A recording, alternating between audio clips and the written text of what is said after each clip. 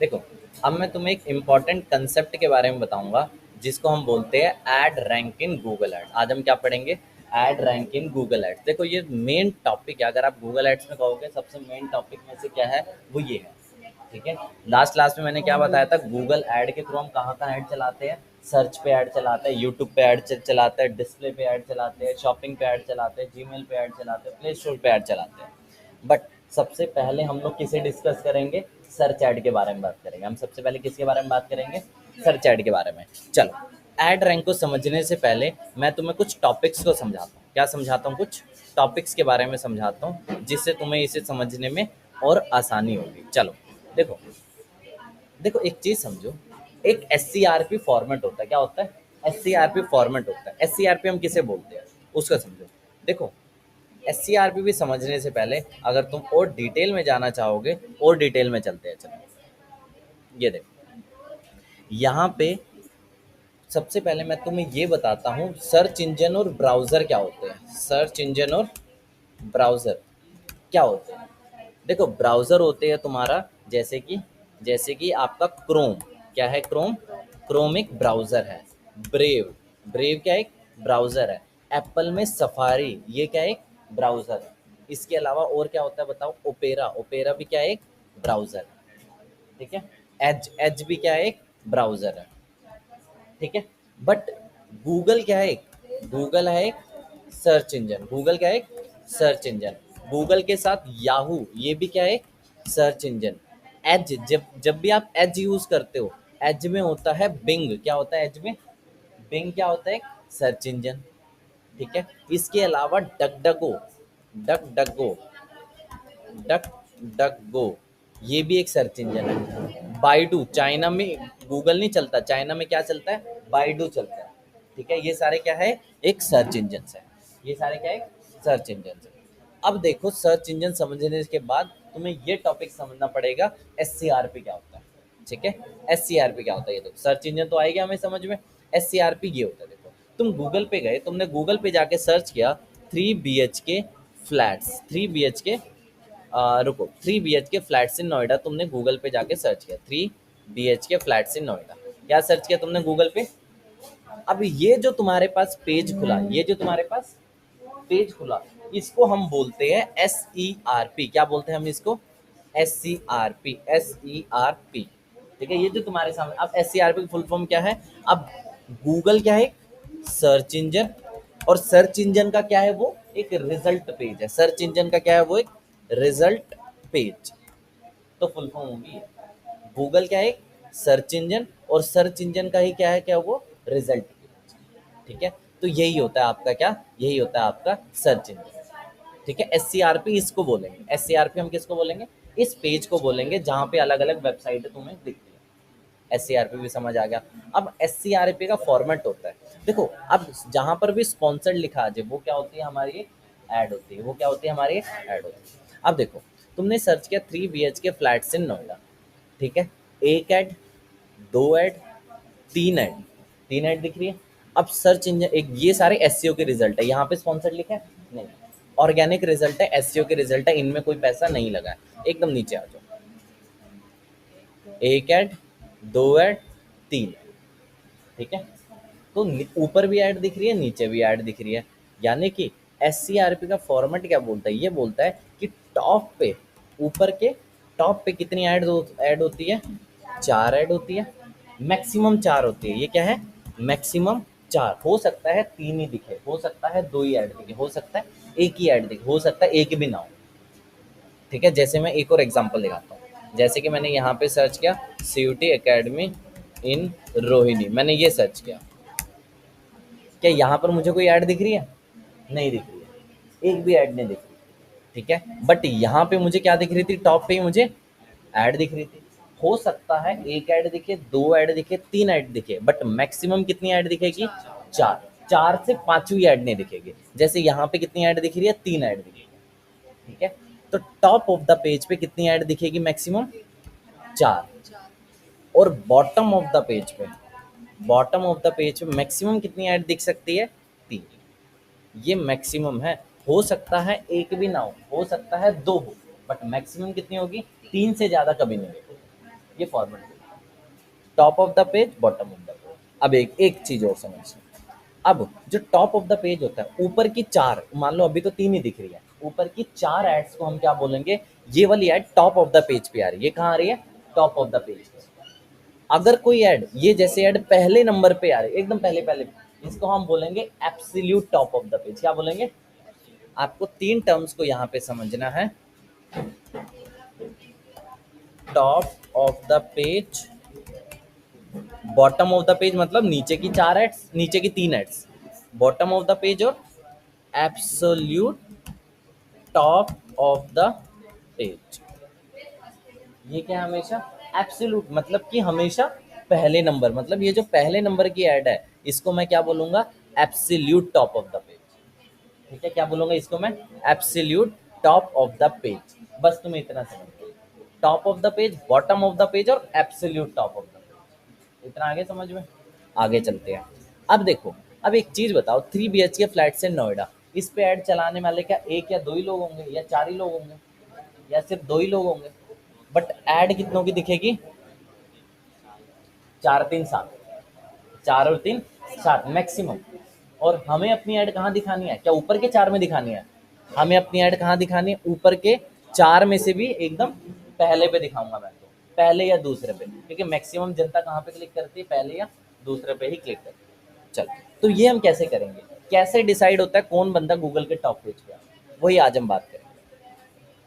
ये, अब एक चीज समझो, नॉर्मली हमें क्या लगता है, लास्ट क्लास में हमने बात की थी, गूगल को हम एक और नाम से जानते हैं, किस नाम से, पीपीसी नाम से जानते हैं। किस नाम से जानते हैं, पीपीसी नाम से। पीपीसी मान नाम मतलब पे पर क्लिक, यानी कि आपको किसका पैसा देना है, क्लिक का पैसा देना है। अगर इस ऐड पे दिन में 10 क्लिक हो गए, जैसे एक क्लिक हो गया, ठीक है, तो पैसे कट गए, क्लिक का पैसा देना है। हमें क्या लग रहा है, एक बंदा बोल रहा है मैं दूंगा 60 रुपए पर क्लिक, दूसरा बंदा बोल रहा है मैं दूंगा 70 रुपए पर क्लिक, तीसरा बंदा बोल रहा है मैं दूंगा 80 रुपए पर क्लिक, चौथा बंदा बोल रहा है 90 रुपए पर क्लिक। तो जो बंदा ज्यादा पैसा देगा उसकी ऐड कहाँ दिखेगी, टॉप पे दिखेगी। ठीक है, उसकी ऐड कहाँ दिखेगी, टॉप। बट अगर ये सिनेरियो होता है, इससे तो कोई एक गलत बंदे की भी ऐड दिख जाएगी, फेक बंदे की भी ऐड दिख जाएगी टॉप पे।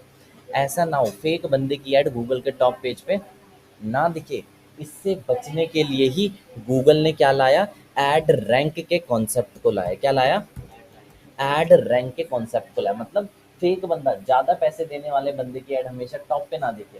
ठीक है, कि ये बंदा बोल रहा है मैं तो दूंगा 70 रुपए पर क्लिक, मैं दूंगा 150 रुपए पर क्लिक, उसकी ऐड हमेशा टॉप पे ना है। इसलिए कौन सा कंसेप्ट आया, एड रैंक। आगे समझे।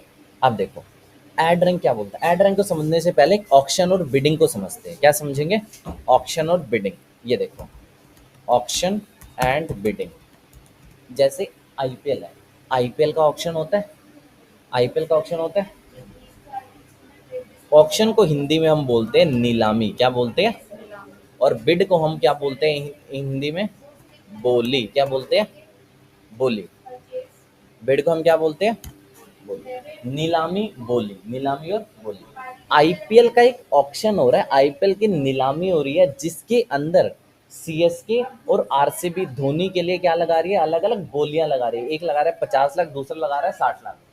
ठीक है, तो आई एक ऑक्शन होता है, ऑक्शन के अंदर क्या लगती है, अलग अलग बोलियां लगती है। क्या लगती है, अलग अलग, उसे हम बोलते हैं अलग अलग बिड्स। ऑक्शन के अंदर क्या हो रही है, अलग अलग बिड रखी जा रही है। एक बोल रहा है धोनी के लिए मैं दूंगा 50 लाख, दूसरा बोल रहा है धोनी के लिए मैं दूंगा 1 करोड़। ये क्या है, 50 लाख क्या है, एक बिड है, 1 करोड़ क्या है, एक बिड है। बोली को ही हम लोग क्या बोलते हैं, बिड बोलते हैं। ठीक है, सेम उसी तरह ऐसे ही ऑक्शन एंड बिडिंग गूगल में भी काम करती है। ठीक है, गूगल की ऑक्शन एंड बिडिंग डिसाइड करती है एड रैंक। एड रैंक का फंडा ऑक्शन एंड बिडिंग से ही होता है।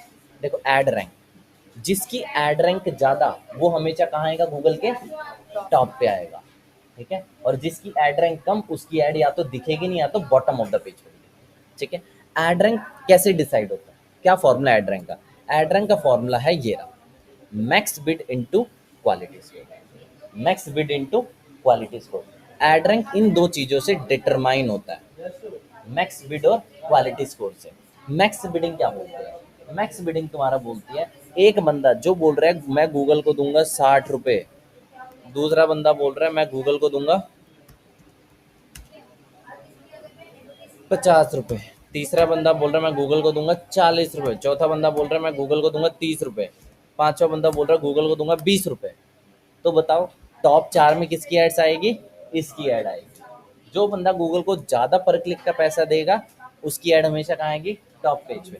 मैक्स बिड ये बोलता है, मैक्स बिड ये बोलता है कि भाई ऐसा बंदा जो गूगल को पर क्लिक ज़्यादा दे उसकी ऐड कहाँ दिखा, तो सबसे टॉप पे दिखा। बट मैंने क्या कहा था?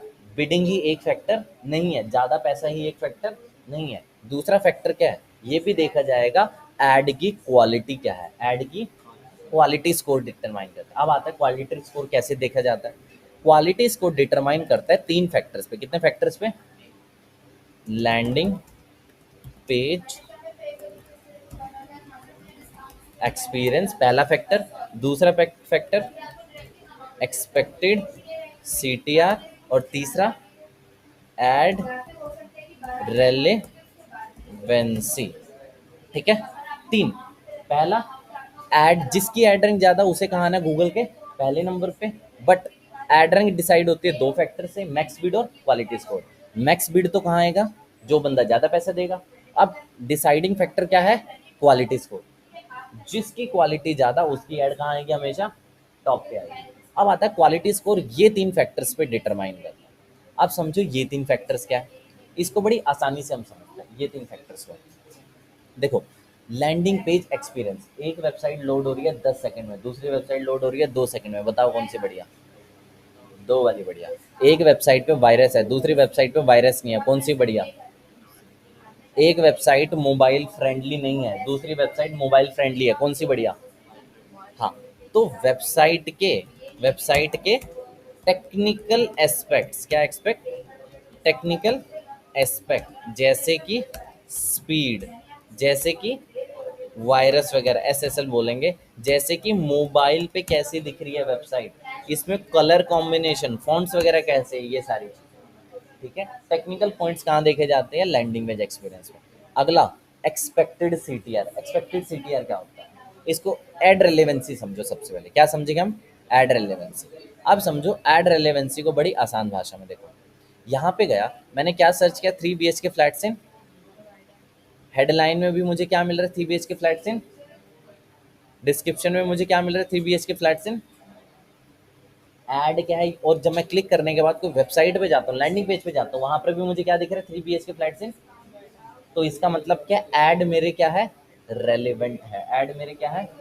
रेलिवेंट है। Add relevant. ऐड रेलिवेंट कैसे पता लगाओगे? कीवर्ड में भी वही है, हेडलाइन भी वही है, डिस्क्रिप्शन भी वही है, और लैंडिंग पेज भी वही है। तो यूजर वही सर्च करना चाह रहे हैं और वही उसे क्या मिल रहा है। तो ऐड उस यूजर के क्या है? रेलिवेंट है।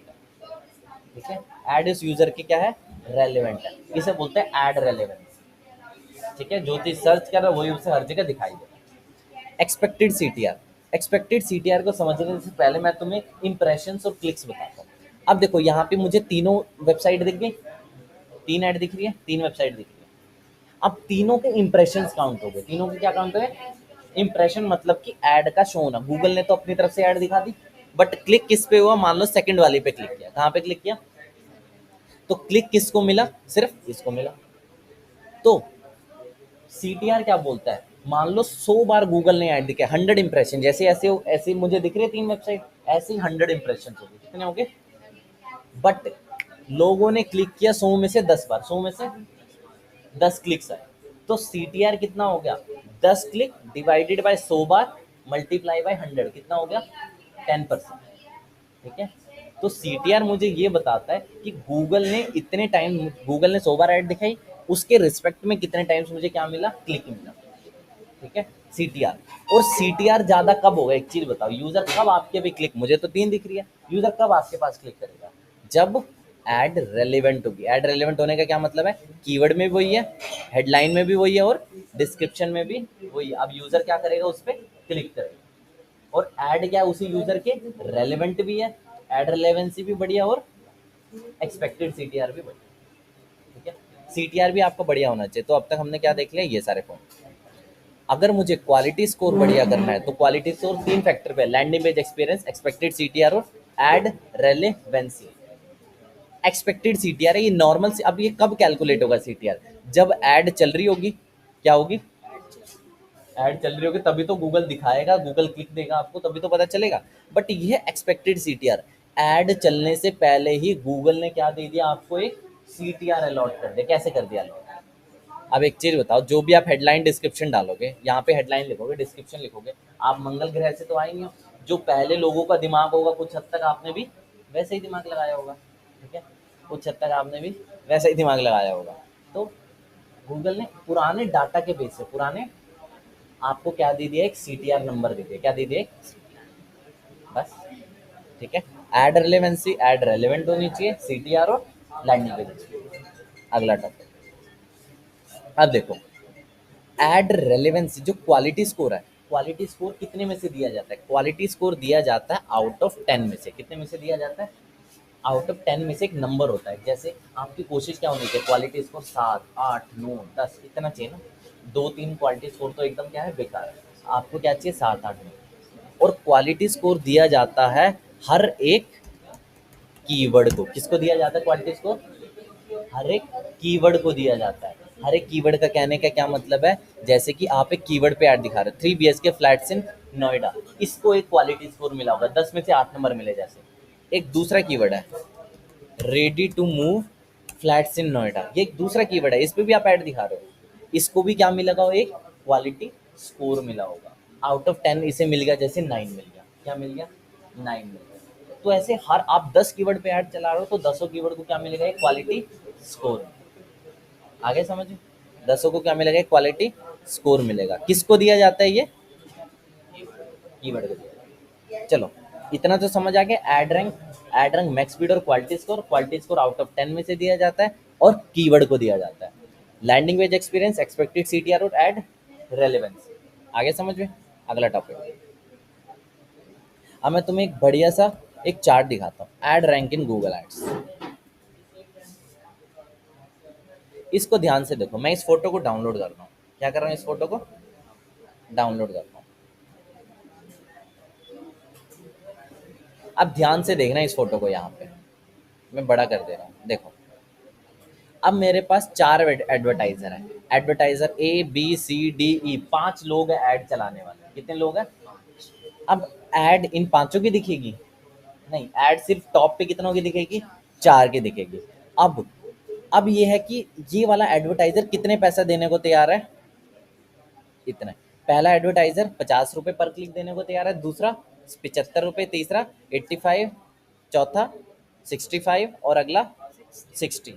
तो अगर सिर्फ पैसा ही एक फैक्टर होता, सिर्फ पैसा ही एक फैक्टर होता, तो टॉप पे ऐड किसकी दिखनी चाहिए थी? सी, क्योंकि सी 85 दे रहा है, सी की ऐड टॉप पे दिखेगी। सी के बाद किसकी दिखेगी? 75 वाला। बी, फिर डी, फिर ई और फिर ए। यानी कि सी क्या है इस केस में? सी क्या है? बहुत ही पैसे वाला है। और सी की क्या दिखनी चाहिए? ऐड हमेशा टॉप पे दिखनी चाहिए। बट पैसा ही एक फैक्टर हमने कहा है नहीं है। दूसरा फैक्टर क्या है? क्वालिटी स्कोर, जो कि आउट ऑफ 10 दिया जाता है। अब आउट ऑफ 10 देखो, स्कोर देखो। ए की ऐड, ए का क्वालिटी स्कोर 9, मतलब सबसे ऊपर। ई का क्वालिटी स्कोर फिर कम है, 8, फिर 7 वाला हमारा डी, फिर 5, फिर बी और 4, 4 वाला सी। इस हिसाब से ए की ऐड सबसे टॉप पे दिखनी चाहिए। अगर किसकी ऐड टॉप पे दिखनी चाहिए अगर क्वालिटी स्कोर एक फैक्टर होता? ए की टॉप पे दिखनी चाहिए। और सी की तो ऐड दिखनी ही नहीं चाहिए। क्यों? क्योंकि सी का क्वालिटी स्कोर कितना है? 4। बट मैंने क्या क्या ना क्वालिटी स्कोर ना बिड, हमारे लिए इंपॉर्टेंट क्या है? Ad rank. क्या इंपॉर्टेंट हमारे लिए? Ad rank.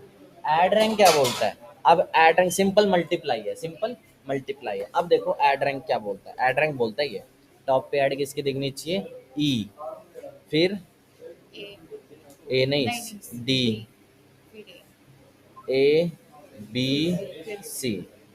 इस हिसाब से हमारा किसकी ऐड दिखनी चाहिए? ई की ऐड। अब एक चीज देखो, ई ना तो सबसे ज्यादा पैसा लगा रहा है और ना तो उसका क्वालिटी स्कोर सबसे, क्योंकि ज्यादा पैसे लगाने वाला तो 85 है और ज्यादा क्वालिटी स्कोर रखने वाला ए है। बट स्टिल किसकी ऐड टॉप पे दिख रही है? इसकी, ई की। ई जो बंदा क्या दे रहा है, कम पैसे भी दे रहा है और क्वालिटी स्कोर भी उसका क्या उतना बेहतर नहीं है। तो हमने क्या पढ़ा कि हमारा क्वालिटी स्कोर और आपका जो बिड है ये एवरेज होनी चाहिए, अच्छी होनी चाहिए। ना ज़्यादा कम, ना ज़्यादा ज़्यादा। आ गए इतने समझ में? इसको आराम से लिख लो, अपनी भाषा में लिख लो, अलग-अलग जो-जो मैंने एग्ज़ाम्पल दिए इन सब के साथ लिख लो। ये नहीं तो आज के बाद भूल जाओगे, ठीक है? कॉपी पेन है ना? लिख लो जल्दी से, ठीक है? और उसके बाद अपना-अपना काम कर लो, मैं बताने को बता दूँगा, भूल जाओगे। आराम से डिटेल्ड में लिखना है इसको, तो समझ के लिखना है।